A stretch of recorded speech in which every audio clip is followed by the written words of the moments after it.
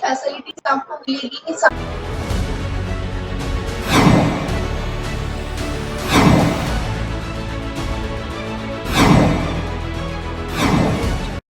नमस्कार, स्वागत है आपका खबरें आप तक में और मैं हूं आपके साथ कल्पना चौहान।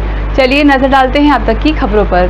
फरीदाबाद के लघु सचिवालय पर सैकड़ों की संख्या में कांग्रेसी कार्यकर्ता और सभी प्रमुख नेता मौजूद रहे। कांग्रेस कार्यकर्ताओं के मुताबिक ईडी का सहारा लेकर उनकी अध्यक्ष सोनिया गांधी और राहुल गांधी की परेशानी बढ़ाई जा रही है। कार्यकर्ताओं का कहना है कि अगर इसी तरह से परेशान किया गया तो कांग्रेस पार्टी और कार्यकर्ता सड़क पर आकर विरोध प्रदर्शन जारी रखेगी। इस मौके पर पूर्व विधायक ललित नागर, शारदा राठौर, पूर्व प्रत्याशी लखन सिंगला समेत अनेक नेता मौजूद रहे।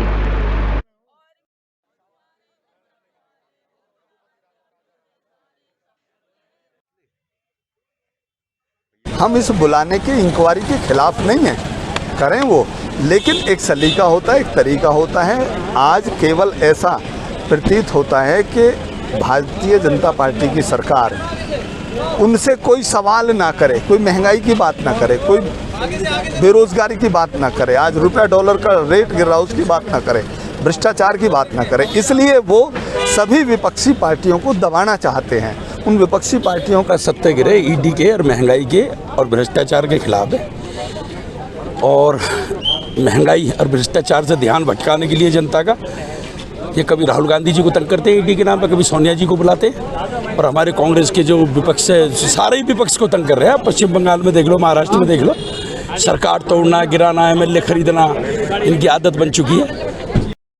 अल्मोड़ा जिले के विकासखंड सल्ट के भोनखाल में तेंदुओं की वजह से दहशत का माहौल बना हुआ है, जिसके चलते वन विभाग के अधिकारियों ने ग्रामीणों के साथ बैठक आयोजित की, जिसमें ग्रामीणों ने क्षेत्र में दिन दहाड़े तेंदुओं को लेकर अपनी दहशत के बारे में बताया। आपको बता दें कि तेंदुआ अभी तक कई पालतू जानवरों की को अपना शिकार बना चुका है। वहीं ग्रामीणों ने कहा है कि तेंदुओं की जल्द से जल्द पकड़ा जाए। दूसरी ओर वन विभाग के अधिकारियों का कहना है कि ग्रामीणों की मांग को वन विभाग के उच्च अधिकारियों तक पहुंचाया जाएगा। आज ये भोनखाल क्षेत्र में, जिसमें कि बौड़ मल्ला, तड़म और ये सब क्षेत्र की सम्मानित जनता और ये जनप्रतिनिधि जो हमारे सामाजिक कार्यकर्ता लोग ने आम बैठक, एक आम सभा बुलाई थी, जिसमें क्षेत्र में जो समस्याएं हैं, जैसे कि आज कल थोड़ा बाघ का ज़्यादा देखने में आ रहा है, तो लोगों की समस्या थी, उसके लिए बुलाया गया था। एक मीटिंग रखी थी, उसमें सबने अपनी अपनी समस्याएं रखी हैं और वन विभाग की तरफ से हमारा स्टाफ यहाँ मौके पे मौजूद। फरीदाबाद में कांग्रेसी नेताओं ने लघु सचिवालय पर धरना प्रदर्शन किया। बता दें कि सोनिया गांधी की ईडी विभाग के द्वारा जांच के विरोध में ये प्रदर्शन किया जा रहा है। प्रदर्शन में सैकड़ों की संख्या में कांग्रेसी कार्यकर्ता और सभी प्रमुख नेता मौजूद रहे।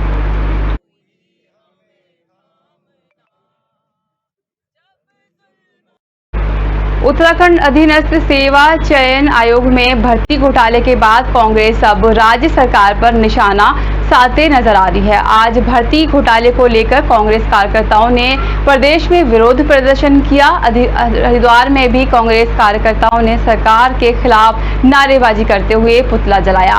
वहीं कांग्रेसी नेताओं का कहना है कि भर्ती एजेंसियों में भ्रष्टाचार चरम पर है। लाखों रुपए की रिश्वत लेकर पेपर लीक किए जा रहे हैं, जिससे साधारण परिवारों के बच्चों के लिए नौकरी पाना मुश्किल हो गया है। राज्य सरकार को मामले में उच्च स्तरीय जांच करनी चाहिए। अगर ऐसा नहीं हुआ तो कांग्रेस इस मामले में उग्र प्रदर्शन करेगी। ये पुतला दहन भाजपा सरकार की जो भ्रष्टाचार समर्थक नीतियां हैं और जिस प्रकार से प्रदेश को पहले तो केंद्र सरकार ने और राज्य सरकारों ने नौकरियां ही खत्म कर दी। जो थोड़ी बहुत ही नौकरियां कभी किसी डिपार्टमेंट में निकलती हैं, उनमें 15-15, 20-20 लाख रुपए लेके राज्य सरकार भर्ती कर रही। तो गरीब आदमी कहाँ से लाएगा, कहाँ से उसे नौकरी कैसे कर पाएगा? जो पैसे वाले घर का है उसे ही मिलेगी नौकरी, तो 15-20 लाख रुपए तो वही दे सकता है रिश्वत के। ये मामला 15-15 लाख रुपए में पेपर लीक का है, जो कि VPDO भर्ती घोटाला है, जो कि शिक्षा विभाग में भर्ती घोटाला है। ये सरकार डबल इंजन सरकार, जो जीरो टॉलरेंस की सरकार अपने आप को कहती है, ये युवाओं के साथ खिलवाड़ कर रही है, गरीब का राशन जहाँ एक और छीना जा रहा है उस पर GST लगाया जा रहा है, वहीं गरीब की नौकरी भी अब ये छीनने का काम कर रहे हैं। अमीर लोगों के बच्चों को 15-15 लाख रुपए दे के ये लेके और उन्हें पेपर लीक करा के उनकी भर्ती में यह सहायक साबित हो रही है, जिसे कांग्रेस बिल्कुल बर्दाश्त नहीं करेगी।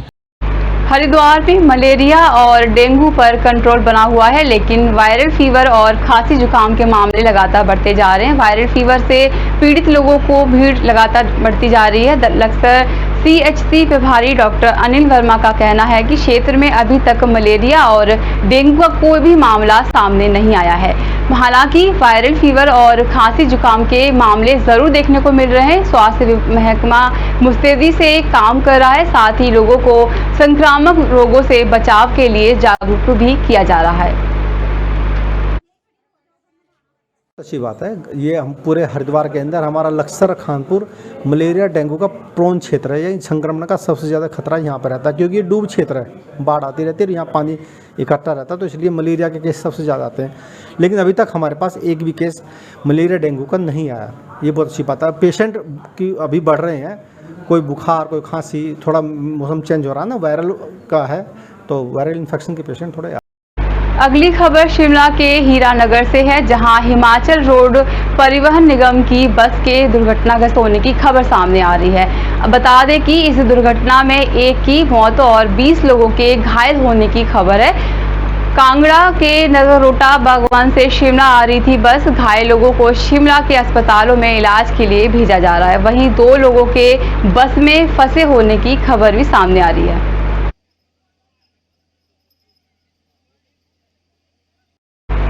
पाक तस्करों की नापाक हरकत फिर देखने को मिल रही है। BSF और CID ने संयुक्त कार्रवाई करते हुए 5 पैकेट हीरोइन के साथ 2 तस्कर और 1 कार को जब्त किया है। बता दें कि इससे पहले भी ड्रोन से बॉर्डर पार से हीरोइन भेजने की नाकाब हरकत की जा चुकी है।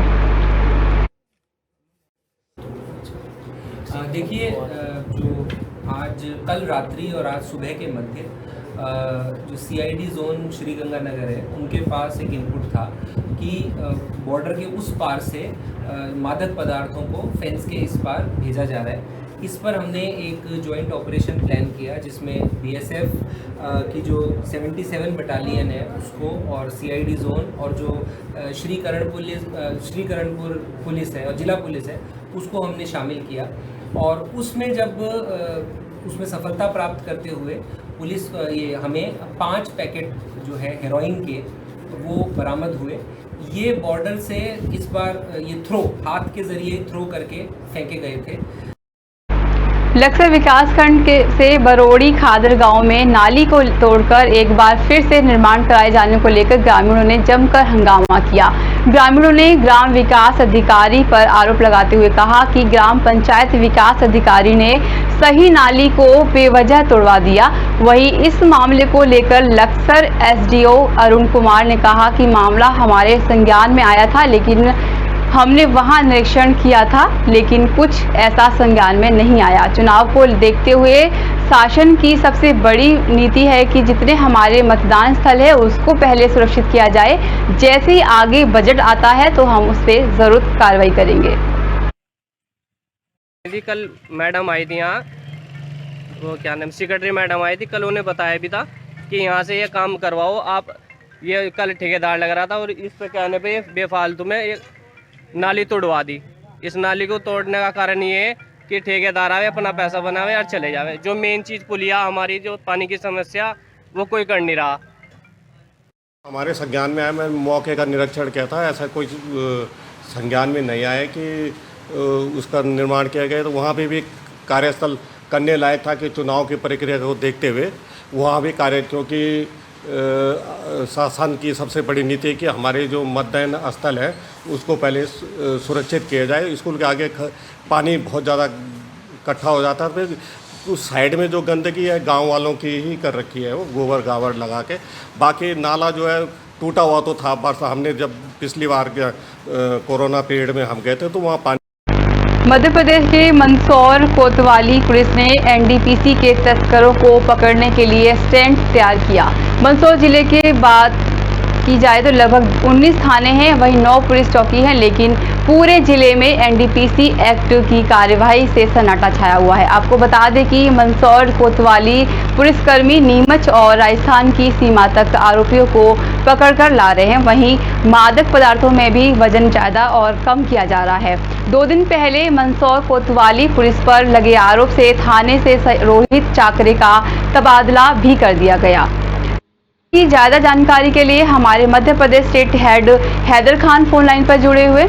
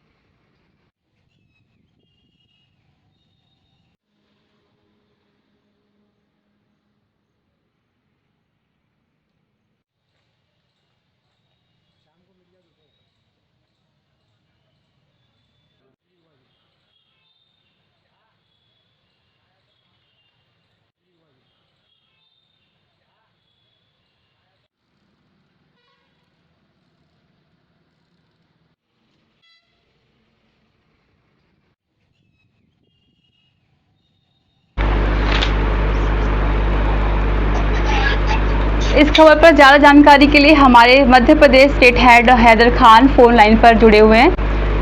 हैदर, तस्करों को पकड़ने के लिए अब पुलिस ने क्या तैयारी की है? जी बिल्कुल बताना चाहूंगा कल्पना जी कि जिस तरह से मंदसौर कोतवाली पुलिस जो मीडिया की सुर्खियों में लगातार आ रही है, क्योंकि मंदसौर में जो लगभग 19 थाने हैं और 9 चौकी बनी हुई हैं, ऐसे में पूरा जिला में एनडीपीएस को लेकर के सन्नाटा छाया हुआ है और मंदसौर शहर कोतवाली लगातार एनडीपीएस की कार्रवाई कर रही है। अच्छी बात है, लेकिन पुलिस ने 2 ठिकाने ऐसे चिन्हित कर रखे हैं, मुक्तिधाम एरिया और एक 10 नंबर नाका। जब आरोपी पकड़ाता है तो 10 नंबर नाका या मुक्तिधाम का एरिया ही स्पॉट पुलिस प्रेस में जारी करती है, मीडिया को बताती है। तो कहीं न कहीं ये दोनों एरिया ऐसे हैं कल्पना जी कि जहाँ ना सीसीटीवी कैमरे इस ओर लगे हुए हैं और ना ही वहाँ पर कोई होटल है। तो बताना चाहूंगा जो मुक्तिधाम का जो स्पॉट है पुलिस के द्वारा बताया जाता है कि आरोपी तस्कर को वहाँ से पकड़ा है, वो मात्र नयावादी थाने से मात्र कुछ दूरी पर ही है। तो उधर से आने वाला आरोपी क्या नयावादी पुलिस से बच सकता है?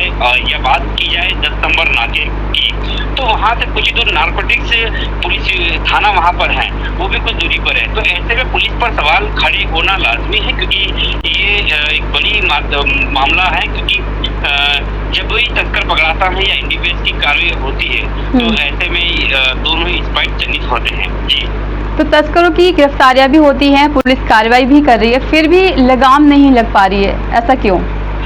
बिल्कुल बिल्कुल, कहीं न कहीं जिस तरह से एक तो पहला मामला ये है कि जो थाने में जो पदस्थ हैं वो अधिकारी वो लंबे समय से थाने में पदस्थ हैं, चाहे सब इंस्पेक्टर की बात कर लें, चाहे वहाँ के चालक की बात कर लें। विगत दिनों चालक पर लगे आरोप से मंदसौर पुलिस अधीक्षक ने हालांकि तबादला चालक का जरूर कर दिया, लेकिन मेन अधिकारियों पर अभी तक गाज नहीं गिरी है। बड़ा सवाल उठता है कि मंदसौर की साफ सुथरी छवि वाले पुलिस अधीक्षक सुजना जी के नेतृत्व में अपराधों का ग्राफ तो कम हुआ है, लेकिन कुछ थाने में बैठे अधीन अधिकारी पुलिस अधीक्षक की साख पर बट्टा जरूर लगा रहे हैं। जी, तो हैदर अब क्या माना जाए, पुलिस का ये अभियान कितना रंग लाएगा? बिल्कुल, जिस तरह से सुजना साहब पुलिस अधीक्षक की जो पहल है, जो लगातार अपराधियों पे जो लगाम लगाने की जो उनकी मुहिम चली जा रही है, प्रत्येक थाना प्रभारी इस ओर ध्यान दे रहे हैं। जो फरार हैं, जिन पे इनाम घोषित हैं, ऐसे आरोपियों की भी मकान जमींदोज कर दिए गए हैं और ऐसे उन पे नकेल भी कसी है। बताना चाहूंगा, जिस तरह से कोतवाली लगातार सुर्खियों में आ रही थी एनडीपीएस की लेकर के, तो ऐसे में अभी हालांकि बड़े अधिकारियों की नॉलेज में आ गया है कि ये मामला किस प्रकार से पार्टी बंद की मामला यहाँ पर चल रहा था। जी, तो क्या लगता है कि आपको ये तस्करी किसकी शय पर हो रही है, इस पे क्या कहना चाहेंगे? कल्पना जी, मंदसौर मध्य प्रदेश का मंदसौर एक ऐसा जिला जहाँ अफीम की उत्पादन होता है, अफीम यहाँ पर पैदा होती है और ऐसे में यहाँ पर तस्करी होना एक आम बात हो रही, क्योंकि ये एक बेल्ट एनडीपीएस का ही बेल्ट माना जाता है। काले सोने के नाम से मंदसौर की पहचान है, तो कहीं न कहीं जब वो सवाल ये उठता है कि जहाँ अफीम की बड़ी पैदावार है, जहाँ से तस्कर माल लेके आ रहा है, वो थाने छोड़ करके वो कोतवाली में ही क्यों कार्रवाई होती है, ये एक बड़ा सवाल होता है। जी, बहुत बहुत शुक्रिया आपका तमाम जानकारी से साझा करने के लिए हैदर।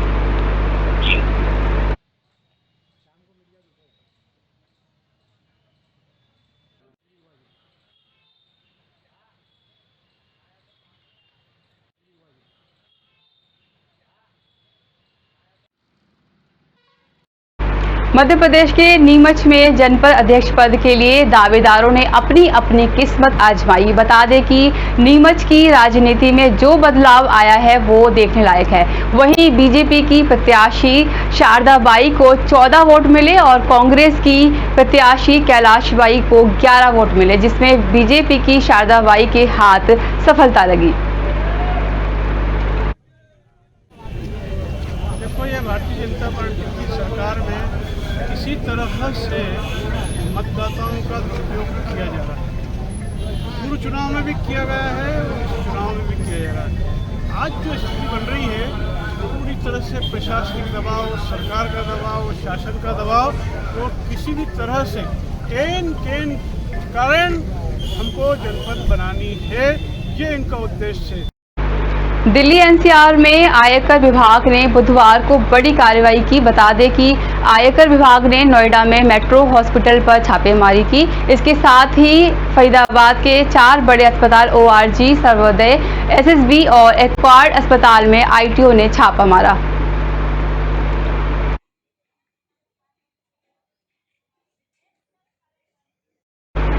सिवनी नगर के मठ मंदिर प्रांगण में हर साल सावन के पवित्र महीने में कुछ न कुछ नया देखने को मिलता है और इस साल भी मंदिर प्रांगण में स्थानीय कलाकार ऋषभ कश्यप और महाकाल समिति के सदस्यों के सहयोग से लकड़ी और घास के तिनकों से भगवान भोलेनाथ की आकर्षित प्रतिमा बनाई गई, जो कि दर्शकों के लिए आकर्षण का केंद्र रही। सभी शिव भक्त बनाई गई प्रतिमा के साथ सेल्फी लेते नजर आए।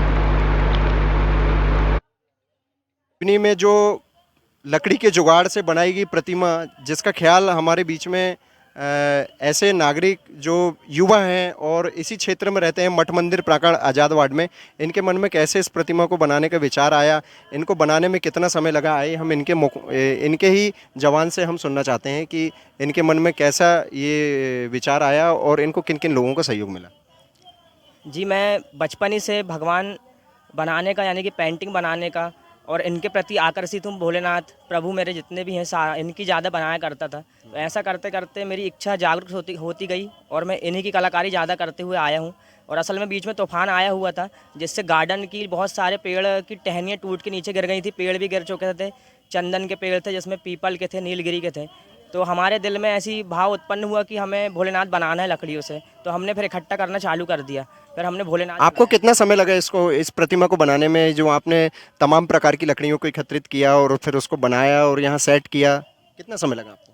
जी बिल्कुल 2 महीने से तो काम चल रहा है, पर लगभग 35 से 40 दिन लग चुके हैं इसमें, क्योंकि कुछ दिन बारिश हो जाया करती थी, ज़्यादा कीचड़ हो जाया करता था। बारिश के कारण आपको कठिनाइयों का सामना करना पड़ा क्योंकि खुले में है ये। हाँ, तूफान बारिश, कभी कम बारिश थी तो फिर गीले होते होते कर लिया करते थे हम कि सावन आ रहा है हमको। मतलब भोलेनाथ बनाना ही था, आप गीला होते हुए भी बनाने का आपके मन में ध्येय था, तो आपने निष्ठा से बनाया। असल में जब मैं कुछ करता हूँ तो नींद भी नहीं आती मुझे रात में, मुझे वही दिखते रहते हैं कि मुझे करना है। मैं रात भर वही सोचता रहता हूँ कि मैं कल कैसे बनाऊंगा करके। 2 घंटे 1 घंटे की नींद भी ले लिया। किन किन मित्रों का, इष्टों का और शिव भक्तों का सहयोग मिला आपको? असल में मेरे जो ग्रुप में हैं बहुत सारे लड़के हैं, जिसका राहुल रघुवंशी का बहुत ज़्यादा ही सपोर्ट है मेरे, और आशीष कश्यप हैं, और महाकाल समिति के जो बहुत सारे सदस्य लोग हैं, उन्होंने सारों ने मुझे हेल्प, जो भी हेल्प हुए बोले हम करेंगे, तो उन लोगों ने मदद की मेरी।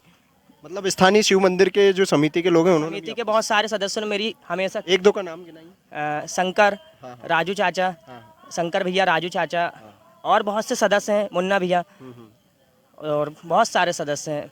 किसका नाम गिनवा? चलिए, हमारे साथ में जुड़े थे विक्की कश्यप जी, जिनके द्वारा ये लकड़ी की कबाड़ से जुगाड़ की गई प्रतिमा, जो लकड़ी की जड़ों से, पेड़ों की जड़ों से और लताओं से, बेलाओं से और चंदन की लकड़ियों से और बट वृक्ष की शाखाओं से इस प्रतिमा को इतना सुनहरा रूप दिया गया है कि देखिए ये आकर्षण का केंद्र बन चुकी है। यहाँ सेल्फी लेने के लिए ये सेल्फी पॉइंट बन चुका है। सेल्फी लेने के लिए भी यहाँ पर जो लोग हैं दूर दूर से आते हैं और सेल्फी लेते हुए ये लोग जो है लाइन लगा करके सेल्फी लेते हैं बना करके। अभी हम कुछ लोगों से जानना चाहते हैं जो यहाँ पर आए हैं भगवान शिव का दर्शन करने, उनको कैसा लग रहा है? आप यहाँ पर दर्शन करने आए हैं भोलेनाथ की प्रतिमा का? दर्शन करने आए भोलेनाथ की।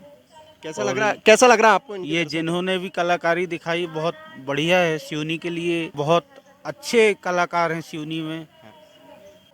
बिल्कुल, बहुत ही अच्छा लग रहा है इस मूर्ति को देख करके, क्योंकि ये इतनी अद्भुत है। मुझे लगता है कि सिवनी जिले में पहली बार ऐसी अद्भुत मूर्ति बनाई गई है।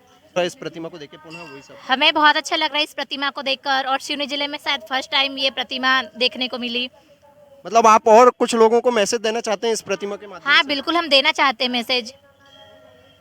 तो ये आप देख सकते हैं कि इतने ये दूर दूर से लोग जो है यहाँ पर आते हैं और उस प्रतिमा का दर्शन कर रहे हैं। ये मठ मंदिर, शिव मंदिर आजाद वार्ड में स्थापित है, जो आदि शंकराचार्य द्वारा स्थापित। इतने ये दूर दूर से लोग जो है यहाँ पर आते हैं और उस प्रतिमा का दर्शन कर रहे हैं। ये मठ मंदिर, शिव मंदिर आजाद वार्ड में स्थापित है, जो आदि शंकराचार्य द्वारा स्थापित।